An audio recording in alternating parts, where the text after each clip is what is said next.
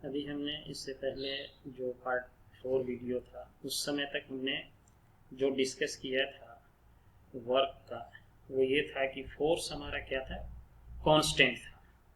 यहाँ अब हम देखेंगे कि फोर्स हमारा क्या है, वेरिएबल है। Work done by a variable force and work energy theorem, ये दो चीजें हम देखेंगे कि वेरिएबल फोर्स से वर्क कैसे निकालते हैं, और जब हमारा फोर्स वेरिएबल है तो उस समय क्या वर्क एनर्जी थ्योरम, जो हमारा final kinetic energy minus initial kinetic energy equal to work done के बराबर था, क्या वो वेरिएबल फोर्स के लिए भी होगा वही।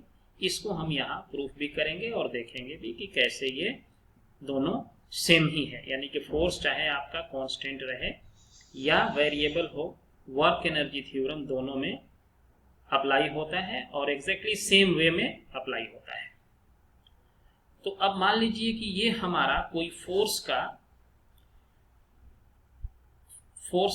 ये ग्राफ है, ये प्लॉट जो है ये फोर्स का ऐसे दिख रहा है, यानी कि फोर्स जो है हमारा चेंज कर रहा है, ये फोर्स कांस्टेंट नहीं है। इस पार्ट ए वाले वीडियो में, एक ए वाले पार्ट में, और ये हमारा मान लीजिए कि बी है, तो इसमें हम देखते हैं कि ये फोर्स क्या है, स्ट्रेट नहीं, कांस्टेंट नहीं है। अगर फोर्स कांस्टेंट होता तो इसका ग्राफ क्या है, कुछ इस तरीके से आता है, ये फोर्स ऐसे कांस्टेंट रहता है, ये एफ है, मान लीजिए 10 न्यूटन है, तो ये कांस्टेंट रहता है। लेकिन यहाँ कांस्टेंट है नहीं, ये फोर्स इस तरह से, मान लिया इस तरह से ये चेंज हो रहा है ये फोर्स हमारा। तो अब हम इसके लिए कैसे हम वर्क निकालें, क्योंकि वर्क निकालने के लिए हमको जो फॉर्मूला है वो W equal to F dot D है या एफ डी कॉस थीटा है। ये हम तभी निकाल सकते हैं जब ये हमारा एफ क्या हो, कांस्टेंट हो। लेकिन यहाँ कांस्टेंट नहीं है, तो उसके लिए क्या मेथड अप्लाई करें कि ये हमारा वर्क निकल जाए। अब इसमें मान लीजिए कि ये वाला जो एक्सिस है ये हमारा डिस्प्लेसमेंट का एक्सिस है, एक्स एक्सिस है। ये मान लिया एक्स आई से लेकर के एक्स एफ तक डिस्प्लेसमेंट हमारा चेंज हुआ है, यानी कि डिस्प्लेसमेंट जो हमारा चेंज हुआ है वो एक्स एफ, यानी डिस्प्लेसमेंट जो है ये यहाँ से यहाँ तक है, और ये यहाँ से यहाँ तक जो डिस्प्लेसमेंट है यानी एक्स एफ माइनस एक्स आई है, इतना डिस्प्लेसमेंट हुआ है। इसको हम डिस्प्लेसमेंट डी से डिनोट करते हैं। लेकिन अब यहाँ से यहाँ तक देख रहे हैं कि ये फोर्स तो कांस्टेंट नहीं है। अगर फोर्स कांस्टेंट होता तो फोर्स मल्टीप्लाइड बाय डिस्प्लेसमेंट कर देते तो वर्क निकल जाता। इस तरह के वर्क को निकालने के लिए जिसमें फोर्स वेरिएबल हो, फंक्शन ऑफ एक्स है, यानी एक्स के साथ फोर्स हमारा चेंज करता है, तो इस केस में हम कैसे वर्क को निकालेंगे।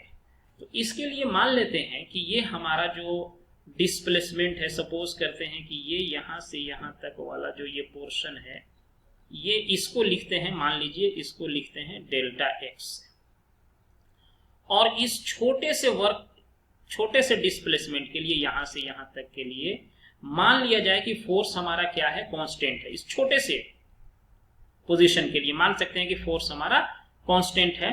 तो उस कंडीशन में जो छोटा सा वर्क होगा उसको डी डब्ल्यू से लिखते हैं, और इस समय मान लेते हैं कि ये जो फोर्स जो है ये कांस्टेंट है इस छोटे से डिस्प्लेसमेंट के लिए। तो ये छोटा सा जो वर्क हुआ डेल्टा डब्ल्यू, ये हमारा F x multiplied by F x dot delta x हो जाएगा।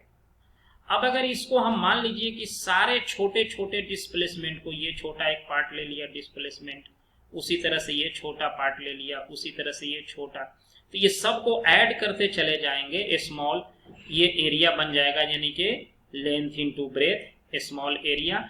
ये जो हमारा क्या होगा F x into delta x के, एफ एक्स क्या हो जाएगा, ये वाला मान लिया यहाँ से यहाँ तक कांस्टेंट है, फोर्स हो गया, और यहाँ सॉरी यहाँ से यहाँ तक, हाँ फोर्स जो है यहाँ से यहाँ तक डिस्प्लेसमेंट हो गया।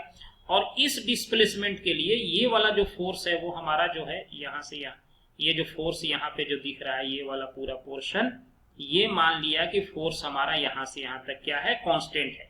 यानी डिस्प्लेसमेंट जब यहाँ से यहाँ तक होता है तो फोर्स भी उतना ही रहता है, छोटे से डिस्प्लेसमेंट के लिए कांस्टेंट हो गया। तो इन सारे छोटे छोटे एरियाज को जब हम ऐड कर देंगे तो हमारा क्या निकल जाएगा, वर्क निकल जाएगा। तो ये कंप्लीट वर्क निकालने के लिए हमको क्या करना पड़ेगा, ये छोटे छोटे से पार्ट को ऐड करना पड़ेगा, और वो एडिशन कहां से होगा, एक्स आई से लेकर के समेशन लगाना होगा एक्स एफ। ये साइन है समेशन का, और यहां पे हमारा एफ एक्स डेल्टा एक्स है। ये छोटे सारे पार्ट को जब हम ऐड कर देंगे, छोटे छोटे एरिया को, ये छोटा छोटा जो एरिया ये देख रहे हैं, ये वाला एरिया एक हो गया छोटा सा एरिया, ये लेंथ मल्टीप्लाइड बाय ये ब्रेथ कर देंगे तो ये एरिया प्लस ये एरिया प्लस ये, इसी सारे का ये समेशन है एक्स आई से एक्स एफ तक लेकर के।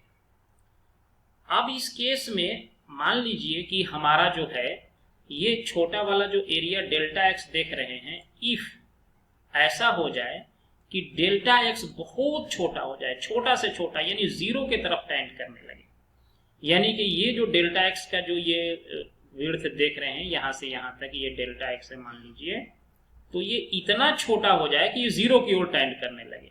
जैसे ही ये जीरो की ओर टेंड करने लगेगा तो ये लाइन इसके बहुत पास आ जाएगा। तो उस कंडीशन में डेल्टा एक्स को हम लिमिटिंग वैल्यू लिख सकते हैं कि ये टेंड कर रहा है कहां, जीरो के तरफ। तो जैसे ही ये जीरो के तरफ टेंड करेगा तो हम इस वर्क को इस फॉर्म में डिफाइन करते हैं, वर्क इक्वल टू, यानी कि limit delta x tends to zero summation of x i to x F initial value से एक्स का फाइनल वैल्यू तक, एफ एक्स एंड ये डेल्टा एक्स हो जाएगा। अब इसको जीरो टेंड करने से क्या बेनिफिट मिलेगा? जीरो टेंड करने का मतलब है कि ये जो आपका जो ये देख रहे हैं, ये जो डिस्टेंस था ये बहुत करीब आ जाएगा, तो फोर्स और ज्यादा कांस्टेंट मिलेगा। अभी तो यहां से यहां तक जब ये देखिए, ये यहां से यहां तक जब ये जा रहे हैं डिस्प्लेसमेंट, तो फोर्स का थोड़ा सा वैल्यू तो चेंज हो ही रहा है यहां से यहां तक में। लेकिन अगर ये डेल्टा एक्स बिल्कुल पास आ जाए, जीरो की तरफ टेंड करने लगे, तो ये एरिया कुछ आपको इस तरह से दिखेगा। अब इसमें कोई लाइनिंग नहीं रहेगा, लगेगा कि बिल्कुल जो है कि पास आ गया है। तो ये जो एरिया निकल के आएगा, यही एरिया क्या हो जाएगा, वर्क डन के बराबर हो जाएगा। और इसी को क्या कहते हैं, इसी चीज को हम इंटीग्रेशन कहते हैं।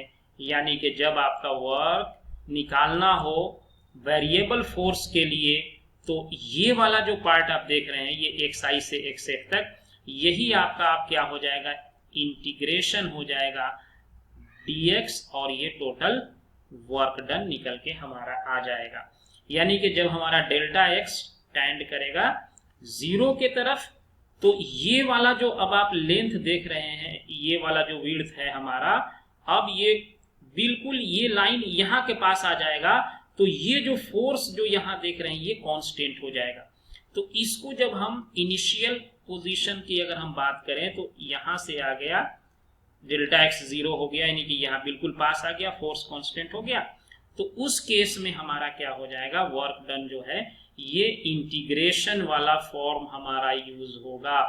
और इस इंटीग्रेशन के लिए मैंने 3-4 वीडियो मैंने खुद बना रखा है कि फिजिक्स में मैथ का क्या यूज है, वहां भी मैंने इस पॉइंट पे डिस्कशन किया था कि इंटीग्रेशन होता क्या है। तो इंटीग्रेशन यही है कि ये छोटे छोटे पोजीशन को, छोटे छोटे एरिया को ऐड करने हैं, तो ये बड़ा सा एरिया मिल जाता है।